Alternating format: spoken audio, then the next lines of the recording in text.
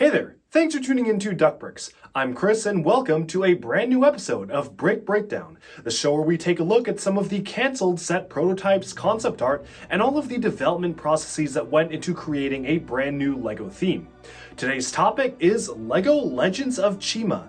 Now, Chima was one of LEGO's quote-unquote Big Bang themes, which launched in 2013 to moderate success, successful enough that they continued throughout its entirely planned 3-year run. Now, Chima is really cool in the fact that it has a ton of concept artwork, set prototypes, minifigure concepts, early designs, all sorts of stuff that went into it, and there's almost too much to cover in one video. And that's why we're splitting this up into multiple different videos. For this video, we'll be taking a look at some of the early concept sketches and artwork that went into designing the world of Legends of Chima. Where did LEGO designers come up with the idea? Where were they going with the concept? And what kinds of things were they considering before we actually got to the final product?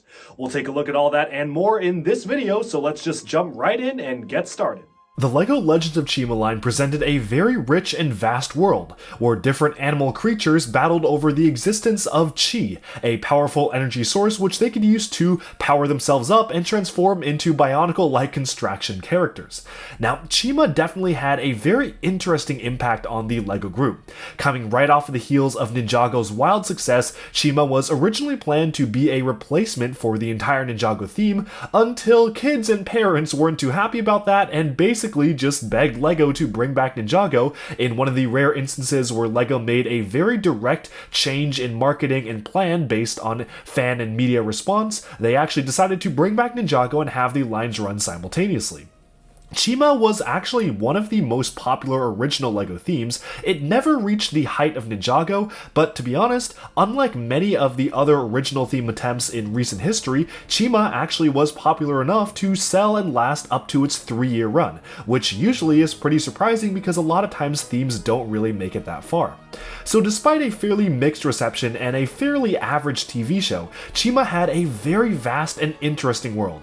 And once Chima ended in 2015, LEGO.com actually released a ton of concept artwork, which is where I got most of these images from, showcasing many of the early designs for the landscapes, vehicles, and concepts for the battlefield, as well as the minifigure designs themselves, and so much more.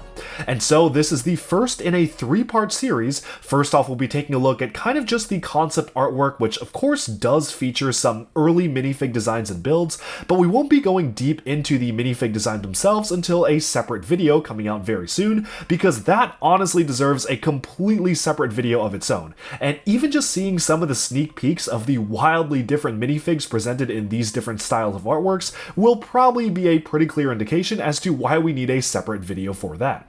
And finally, the third and final video will recap many of the concept artwork and designs which have been published for the TV show itself. It is a very rare in-depth look into how the look and feel of the world was conceptualized throughout the entire Chima TV show, and it's really cool that LEGO has released dozens of concept artwork based on that show. And of course, a couple of images do actually come from famed Tommy Anderson, creator of Ninjago, Nexo Knights, and Chima, where he thankfully posted around 4 or so images of conceptual LEGO Chima designs around Christmas of a couple years ago. And so, without further ado, let's just jump right into things. You can see that right now playing is actually a commercial that was accidentally released in Russian that showcased some of the prototypes and conceptual artwork, but of course this is just a very small piece of what's to come.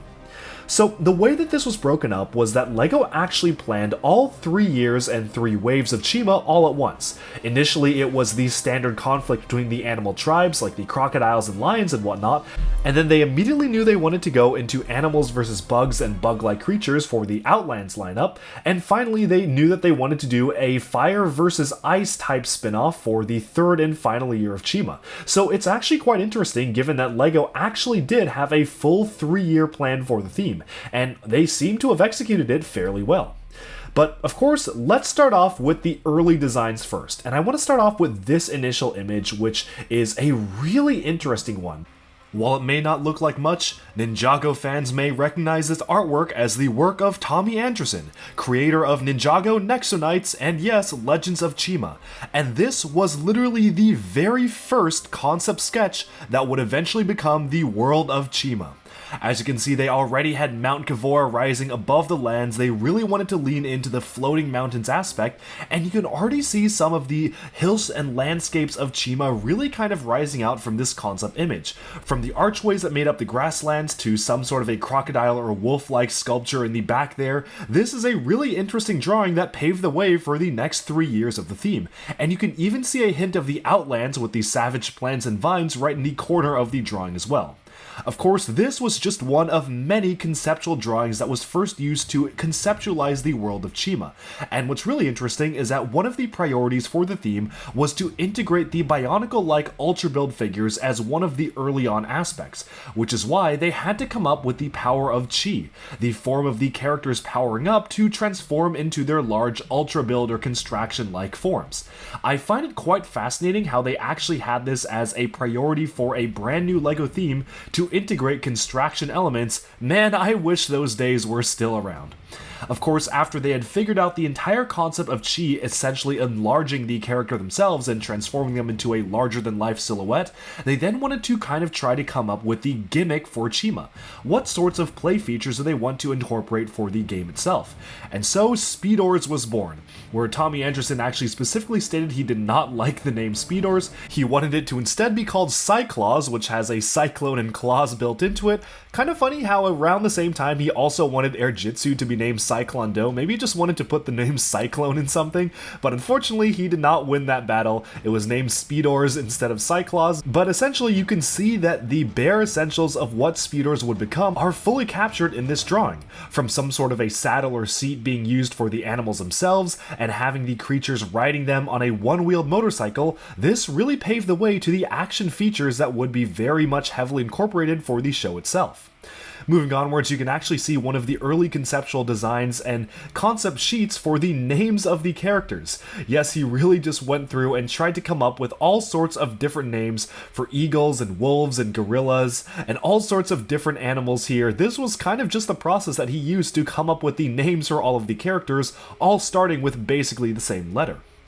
But now we can move on to one really interesting concept, and this right here was the original concept for Chima, which were regular humans finding and putting on special animal-like headdresses which allowed them to gain the power of animals and chi up. This is a radically different concept for what we eventually got, and while I definitely think it would have been interesting to see actual regular humans just using the powers of animals, I think Chima actually using anthropomorphic animals really set the theme apart and made it feel a little bit more special in terms of not just having more humans as the main characters of a LEGO theme. Now you can actually see some remnants of this particular design later on in this video. There is actually a massive full color conceptual drawing highlighting this particular concept, which we'll be taking a look at much later on. You can also see some more drawings of all of the powered up animals right here, where you can clearly see they are just regular humans wearing headdresses. A very strange design. But with that, we can actually move on to some of the other conceptual sketches that Tommy Anderson produced for the theme itself. One of the first ones that he made here was a very different design for the theme. Tommy Anderson specifically states on Twitter that this concept drawing was based off of huge animal guardians who were conjured up by mages who drew the power from animal constellations using staffs. He fully admits he hardly remembers what even the logic was in this direction. There's a lot of crazy ideas going on here, but he does also remark that at least it had eagles, lions, spiders, and crocs, which eventually, of course, became mainstays in the main Chima universe. Now this is a really interesting alternate design for what the world of Chima could have become, and I can honestly see some of the vehicles being incorporated in some more modern LEGO themes, which is very interesting to see here, but of course most of the designs were radically changed. It's interesting to me how the collectibles were golden weapons, much like Ninjago. You can actually see some more golden weapons throughout the rest of this video being used in other concept designs, so it's kind of funny seeing how they actually were really trying to bring back golden weapons in yet another LEGO theme. The magic and constellations aspect of the theme is really neat, but I do actually like the slightly more simpler version of the storyline that we eventually got.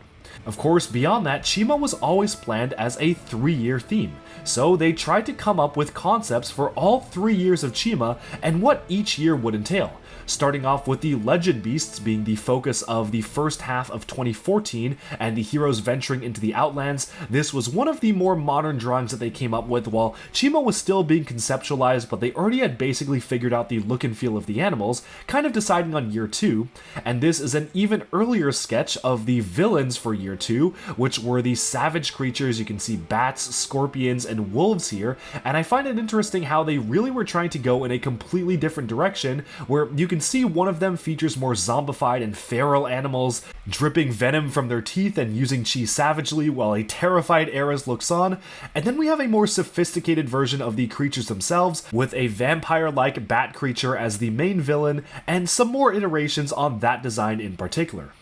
Of course, there was still year 3, and they were coming up with all these concepts at the same time, and year 3 was originally pitched as the regular animals versus zombified animals, and unfortunately, while the zombie aspect of things was considered too violent for LEGO, they were able to get away with it by making them zombified ice animals, where the ice aspect was allowing their bones to glow blue, and so I guess that way the censors over at LEGO were happy, and they could proceed with their zombie animals concept as planned. So here we can see the ice really taking form, covering the world of Chima and the very first initial explorations of what it would have been like to discover animals hidden in the ice. But that is all for later, because it's now time to take a step back and take a look at some of the concept sketches that were not actually done by Tommy Anderson or showed off by him on Twitter for the 24 Days of Chima Christmas special he did just last year in 2021, and it's time to take a step back at some of the earliest concept designs for what would become the world of Chima, starting off with this one. This is one of the first conceptual designs for Chima, which showcases a very early look at what the artwork would have been like.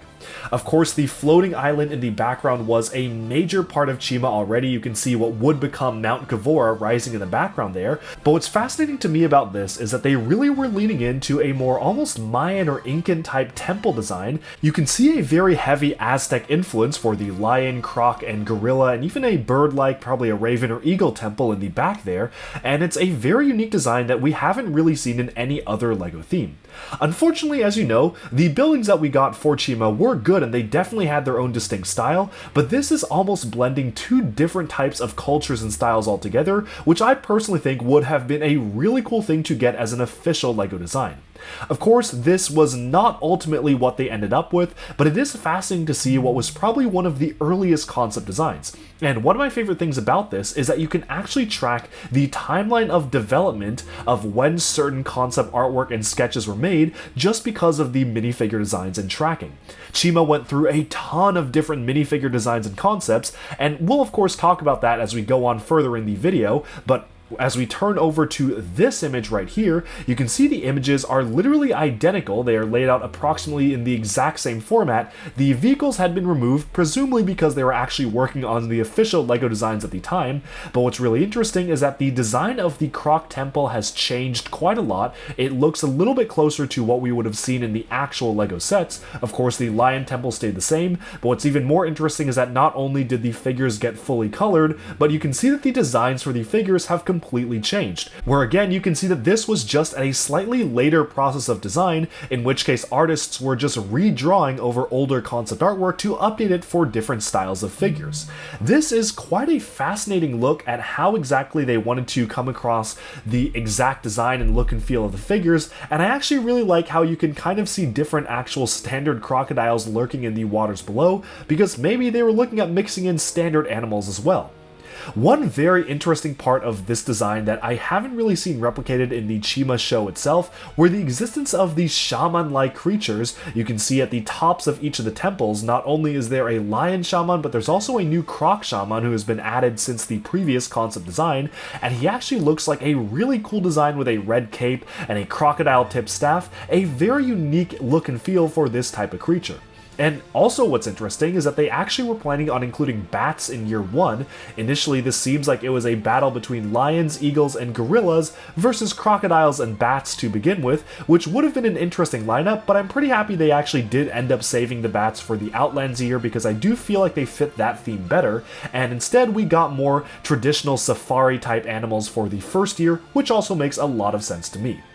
But with that, we can now move on to our next piece of concept artwork. This is another very early one, returning to those early minifigure designs we took a look at in the first image, but instead featuring a very different design and look and feel for the series. Now in this early concept image, which was probably developed at the same time as the very first image we looked at, you can see the architecture has completely changed again. Most notably, the lion temple is a lot closer to almost like Greek or Roman architecture. It almost has a pantheon type setup on the top of it, which is very interesting. We have a large eagle-like temple floating on the back there, which is very reminiscent of the Phoenix temple that we would eventually get as an actual full-on set in 2015, and the villains actually have a more skull-like design that almost looks like a human skull, which definitely does feel a little bit out of place to me, especially given how, well, they're crocodiles and not humans, but I can definitely see what they were going for with the more villainous design. This also introduces a couple of different vehicle concepts that, again, didn't really see those as official LEGO sets, and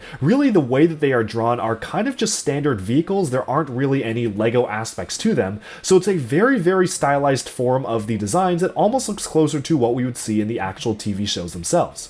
Here, the MacGuffin that the animals are fighting over are some sort of golden helmets. I know that Tommy Anderson has stated that this was a very early concept for the Chima collectibles, where you actually could fight over the golden animal helmets, and wearing them would bestow some sort of powers to you.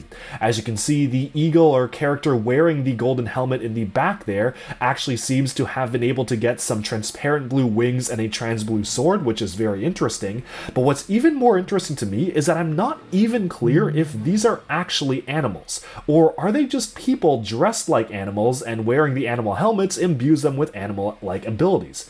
As you can see there, the crocodiles do not actually have crocodile eyes. They have a standard face inside the mouth, and the mask is more like a mask that goes over the figure's head.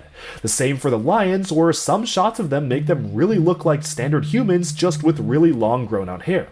This is a very interesting concept for Chima, which it seems like it would have actually included some sort of human-like or primitive tribes fighting over these animal-like objects, because as you can see, you've got a lot of minifigure-like characters running out of the temple and just choosing which helmets to wear.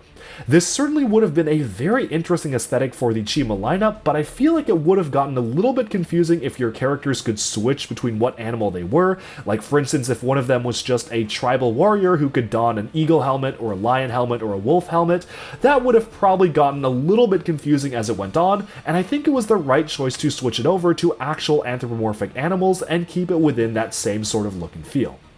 But this again was actually redrawn for a later conceptual design phase. Moving into this next image here, you can see the minifigures have changed yet again, but what's most interesting is that not only have the temples shifted, the Lion Temple has removed any trace of the Roman or Greek architecture and now looks more like almost an Aztec-like inspired design with the mane there, and the Skull Temple has been changed to a Crocodile Temple. One thing I actually really like about this particular piece of concept artwork is that the vehicles actually look like they could be built out of LEGO pieces. You can very clearly see exactly which pieces have been used in each of the different vehicles, right down to the Bionicle Thornax launcher in the mouth of the Lion tank there. You can see some of the ratchet joints used on the back to mount the treads, which almost makes this look like it would have had a transformation feature, and even the crocodile model itself has a lot of wheels and treads, but also is mounted on ratchet joints, which is a really interesting design, and I kind of want to see what this would have looked like built IRL, because it does seem like you could kind of take this particular design and at least try to make something that is somewhat like an official LEGO build out of it. Now, of course, some things like the lion head itself probably would have required a completely unique mold, but who knows, maybe they could have also just done that out of LEGO bricks. These almost kind of feel like early designs like Exoforce styled vehicles to me, just because of the look and feel of the exact buildings themselves. And yet, even besides that, some confusing elements still remain here. As you can see, we have a lion warrior putting on an eagle headdress, which is a very unique concept, kind of what I was mentioning in the previous concept artwork. And while the more human-like designs have been traded out for more animalistic variants, there's still a lot of variability in the crocodiles themselves. The main one in the center seems to be one that actually is based off of an actual crocodile head, whereas the other ones have not actually been updated, although that could have just been them not wanting to update that particular aspect of the concept artwork, because especially if we look at the vehicle, that brings us closest to what we would have seen from the final actual products for Chima, which is an actual crocodile head driving the vehicle. All in all, I am really interested in seeing all the different types of weapon designs and armors that they're wearing here. As you can see, the lion sword is actually kind of similar to what we would eventually get, just with the laser piece in the middle, and even the crocodile sword is beginning to take shape. I just wish we got even more different unique accessories like you can see here, especially the staff with the crocodile head on it is very, very cool, replacing the ram staff which we could have seen in the other image. But with that, we can now move on to yet another concept artwork. This yet again takes things in a completely different direction, completely switching up the MacGuffin or the collectible for this particular wave, which now would be the form of golden weapons, which to be honest maybe was a little bit too close to LEGO Ninjago. This seems to be a really interesting, almost eclipse-like setting, where you can see that some sort of celestial object is covering the sun. We have one half of the world in the darkness, where we have the bats and the wolves, and the other half which is still bathed in the light, with the lions, gorillas, and eagles. I find it interesting how they pretty much had the main hero factions being lions, gorillas, and eagles from the start, whereas the villains were really kind of switching around. Sometimes there were crocodiles, you can see some rats in the back, of course you have some wolves, as well as the bats themselves, so they really were trying to figure out who would be the villains of the main kind of first wave of Chima before going into the actual sets. Now, this is quite interesting to me because you can see that we actually have a massive row of statues of all of the main animals in the center there. Presumably, the goal is to place the weapons in the hands of the statues themselves, which would either prevent the eclipse or maybe even trigger it if the villains got what they wanted. Now, of course, we can already see some early aspects of what elements would have been molded in the actual Chima lineup, such as the massive gorilla fist there, which was actually pretty much a one-to-one representation of a real piece that we got developed for Chima, but other things like the wolf or crocodile sword-like thing there, we really didn't get at all. Now, I really like the design here for the wolf shaman or the wolf elder. I just like how he has a really long beard on him. That would have been a really interesting design to actually see in the TV show itself, but given that pretty much all of the molds for the heads of the animals were homogenized and standardized, that would have not really been possible because you really couldn't fit a beard on one of these standard figures. Still, this is a really interesting look at what could have been, offering yet another completely radical different design for what the actual vehicles and conflict would have been. And what's really interesting as well is that the gorillas were supposed to be olive green, which you can see from the design of the mech and the actual minifigs themselves, where the mech actually shares a lot of basically similar design elements to the actual LEGO set that we got, right down to the thumbs being made out of these cylindrical elements. But with that, we can now move on to some of the plans they had for Year 2 of Legends of Chima. So this is a really interesting look for Year 2 of Chima that honestly is kind of close to what we got in a conceptual level. As you can see, it has our main heroes, in which case it's showing the lion faction fighting against the scorpions and the bats, which of course was actually what we got for the Outland series of sets. What's interesting is that this is still preserving the concept of the different animal masks. You can see that the masks instead had their own unique abilities, such as flames shooting out of a lion mask there. You can see them fighting over a wolf mask, and especially interesting in the background, you can see a gorilla, eagle, and ram or ox mask. Now, of course, we will be delving a lot deeper into this when we look at the minifigures in our next videos. There were a lot of concepts of a ram and ox tribe, which never came to be, so definitely stay tuned for taking a look at that, but it seems like those concepts were actually being already featured in the Year 2 artwork as well, which is interesting given that we never actually got them for official sets. The build for the Scorpion looks very reminiscent of some Alpha Team, Ice Wave, or even some of the stuff that we got from LEGO Atlantis and Aqua zone for the claws there and the scorpion-like build, but it definitely feels like a very charming standard LEGO Scorpion, whereas the lion vehicle is barely recognizable as any LEGO elements at all and would have required to be highly stylized. What I really find interesting here are the actual specialized hand elements that each of the figures have. As you can see, every single one of the figures actually has a special piece that they wear on their hands to give themselves a unique texture for the animal themselves. The lions have claw-like elements, the scorpions have the actual return of the scorpion-like or crab-like claw element from LEGO Atlantis, and the eagles have their own claws as well as the bats. So it's really interesting seeing that they were actually considering giving each and every one of the animal creatures very unique and specific hand molds or new molds for each of the hands, although I can very easily see how that would have gotten very expensive to maintain over the theme's run, especially if they had to do a brand new mold, not just for the head pieces for all the figures, but also for the hands themselves. So probably not the most cost-effective thing, but man, that would have been really cool seeing them actually have different styles of hands. Of course, the bat wing element is pretty much the closest to what we actually would have gotten for the official LEGO sets here. Of course, that piece wasn't dual molded, it was just in the plain black or purple, but the shaping is basically the same, and they still really seem to be delving into the more wizard or shaman-like aspect of the villains here. In the very back, you can see a cloaked figure with an evil-looking magical staff, which is quite interesting to see given that magic wasn't a really strong element in the series itself, and it was more focused on chi and the electronics and vehicles. What I find most interesting though about this particular color scheme is that the scorpions are dark red and black, which is the exact color scheme as Vladek's Scorpion Army back in 2006 Knight's Kingdom 2, which was one of LEGO's original castle themes. This just feels very, very reminiscent of that older LEGO theme. Of course, Year 2 also is planning on introducing the large-scaled legend beasts. You can see one of the large-scaled eagles in the back there, but of course, those we will delve a lot deeper into for the future concept artwork with the minifigs, because those ones are actually not super relevant right now for just the set concepts. But with that, we can move on to a secondary concept for Year 2. Once again, this is heroes versus bug-like villains, but this takes things in a decidedly very different direction. So here we can see a very heavy focus on the technological aspect of the vehicles and designs, where everyone was using flying vehicles because presumably the entire season or series would have been set in the floating mountains in the sky, which is really interesting as a concept.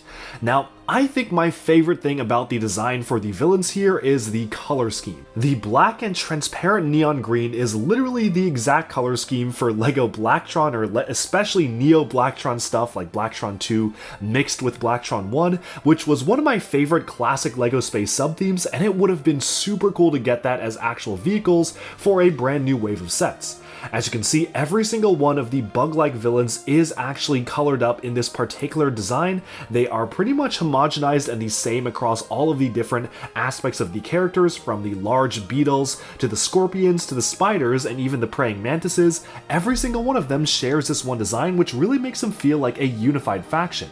While I do really appreciate the designs that we eventually got, which essentially gave every single one of the bugs their own different design, from the scorpions to the spiders, this would have been really cool to see a much more bug-focused season with very unique animal molds and headprints. And of course, we'll be delving a lot deeper into this on our second video when we take a look at the minifigs, because there were a lot of concepts for this as well. But of course, on the hero side, we have again a big emphasis on the technological aspect of our characters. As you can see, the main forces of good are once again the lions, the eagles. The gorillas seem to have been turned into standard monkeys, although that might just be a stylization of the way that they were designed. And what's interesting is that we even can see a cyborg bear or badger-like animal on the back there. Kind of interesting because those didn't really appear in any of the other concepts. But of course, we did eventually get bears as the hero faction much later on in Chima, so I guess those were the early groundwork for it.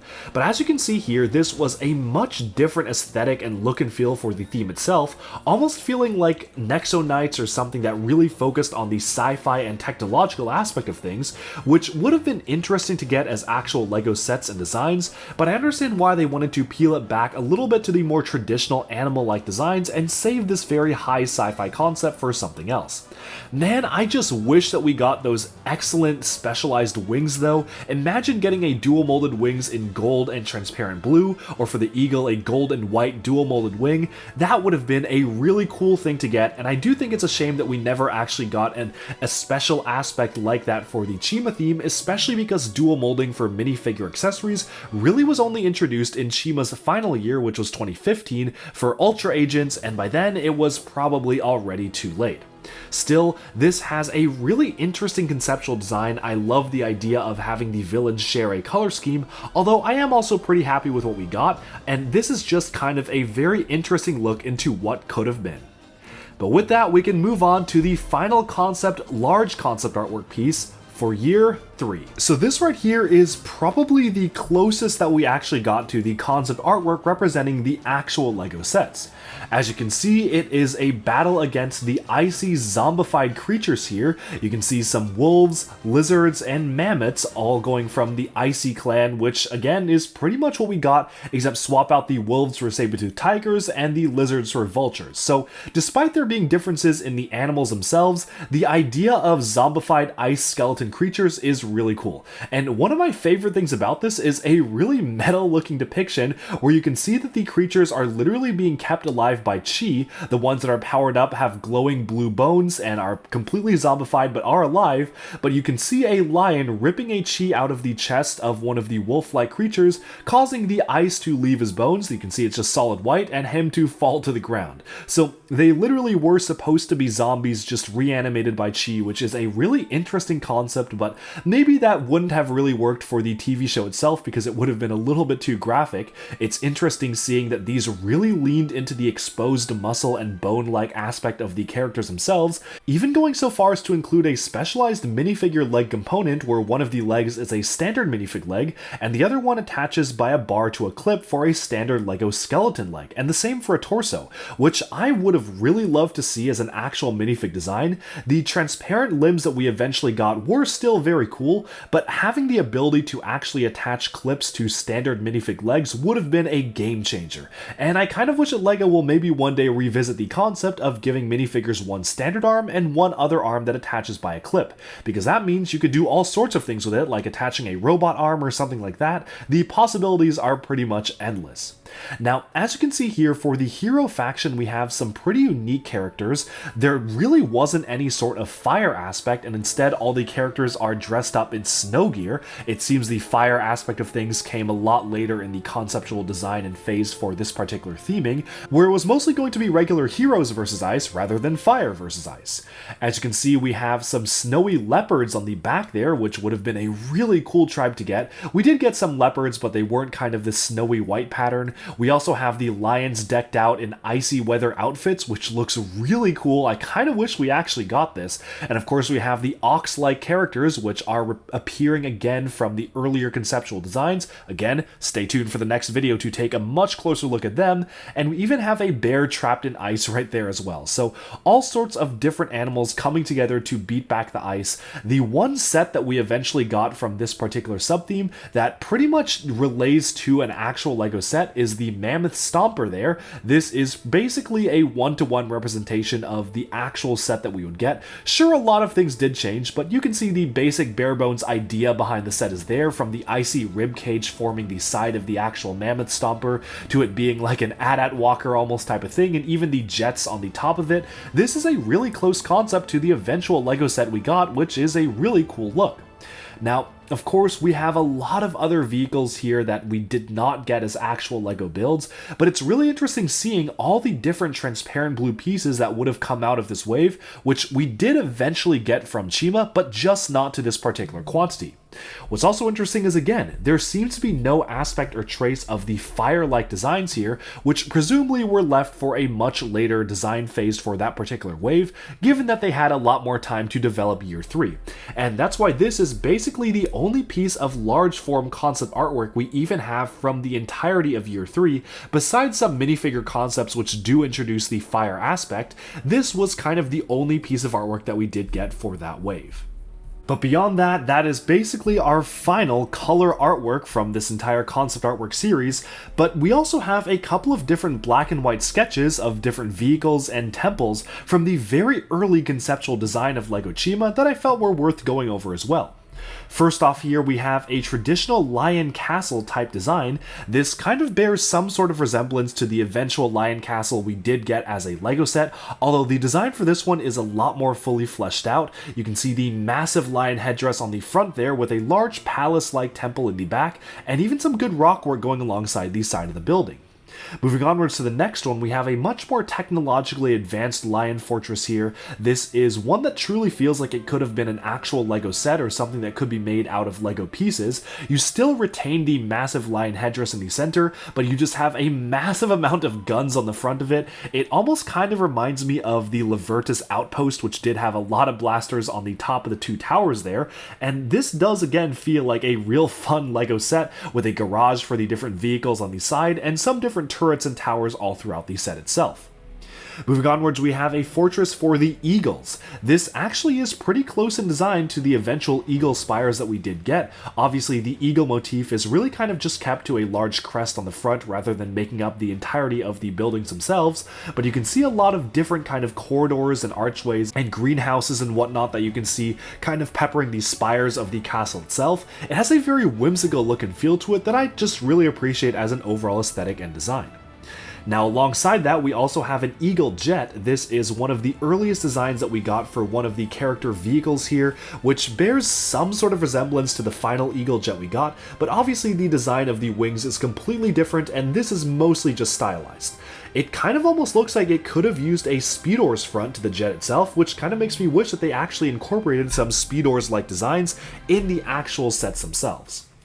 Moving onwards, we just have one simple sketch of the gorilla mech, and yeah, this is basically what we got. This is almost very literally the exact gorilla set that we got, down to the hands and the stumpy feet and the one gun on the side. I find it fascinating how close they nailed the design from even the earliest phases and literally just made a LEGO set based off of it, giving a pretty interesting insight into the set development process. From there, we have one of the first attempts at a croc fortress. This again feels to me kind of like the more Aztec or Mayan-like designs for the temples, which we saw in the very first conceptual image. You can see the jaws form the stairway up to the temple, and you have a lot of very interesting scrawled designs on the side of the temple itself. From there, we go on to a more cave-like mystical design, which is again closer to what we got for the final Croc Swamp hideout set itself. This is what appeared in the secondary concept artwork, which you saw earlier on in this video, and it's cool seeing the evolution of the different vehicles and designs for the buildings themselves. From there, we have the Wolf Tower, and this is a set that I really wish that we actually got as an official LEGO set. Notably, the wolves never actually got an actual building in the TV show or the sets themselves, instead opting to rove around like kind of roaming bandits. They had a mobile headquarters, which I guess makes a lot of sense for a wolf pack, but I really would have loved to see an actual wolf sculpture like this for the Legends of Chima line. I think that would have been really cool to actually have the wolf head built into the side mouth of the tavern itself. You have a massive tower on the back of it with a really interesting architectural design, and I love how you can see some almost African or safari-inspired trees growing off the side here. This is really leaning into the more jungle-like aspect of the builds themselves, but of course, much like many of the other building concepts, this is heavily armored and does include a garage for vehicles down the base. And that is one of my favorite functions that you can see on almost all of these different builds, and one that we kind of got for the Lion Shi Temple, but it didn't really work super well, was an actual garage where you could have vehicles drive out of the sides, which is a really fun feature. But beyond that, we have another temple for the Scorpions. This was for year 2. Now, the Scorpion Temple is a really interesting build, almost like a pyramid type of structure here. I like how they actually have the tail curving upwards, pouring some sort of a liquid onto the top crown of the Scorpion itself, and the claws actually act as stairs going upwards. No idea how this would have worked as an actual LEGO model itself, but it's kind of a shame that we never actually got any buildings for the Dark Tribes from the Outlands, except for the Spinland Spider Cavern, which was less of a spider building and more of just kind of a random cave. Nothing as grandiose as this, although I guess it wouldn't have made sense in universe because they very recently just became anthropomorphized after being just standard animals. Alongside that, we have a small Scorpion vehicle that proposed a launching of Scorpion missiles here. Not quite sure how well that function would have worked. It kind of reminds me of the Tohunga arms from Bionicle, but as you can see there, the claws are actually meant to retract and expand from the front of the vehicle, and you can also launch the drill-like rocket missiles on the back there. It's a fun design, but nothing super crazy going on. But with that, we only have one more design for the early conceptual phase for Chima. This is the Panther or Tiger vehicle, which, if you look at it, this is almost exactly what we got for year 3. And it's really interesting to me seeing how some designs we never got at all, and other designs are almost one-to-one replicas of official sets. This one was conceptualized as a Panther-like vehicle, but obviously, as you can see, they weren't really sure what they wanted it to be, so it worked just as well for the Tiger mobile headquarters. The minifigures were situated in the head itself, almost acting like the eyes of the creature, which is a feature they retained for the original set. And you can also see the large half-track-like design here, which again is something that we actually saw for the official LEGO build.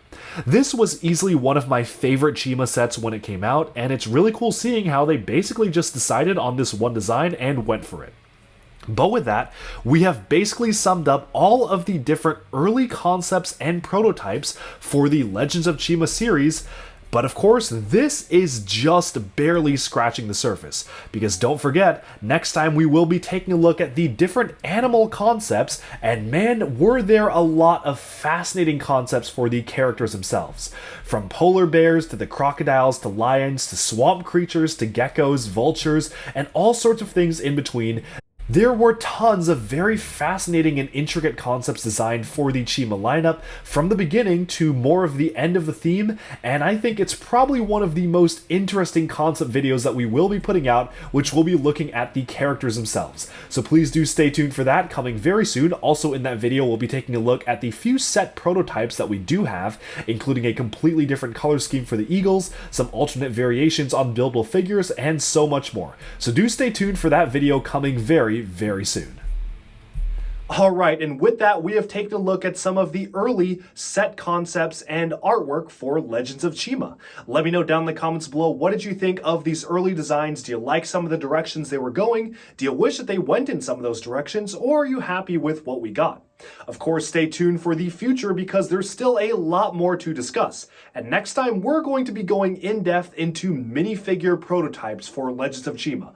We discussed that a little bit during today's video where you could see sort of the evolution of the minifigures themselves throughout the artwork, but I tried not to dwell on that too long because, of course, we have a separate video for that. So stay tuned if you're interested in that sort of thing, and thank you all so much for tuning into Duck Breaks. Subscribe for even more LEGO news, reviews, discussion, and analyses coming your way very soon. Thanks, and bye-bye for now.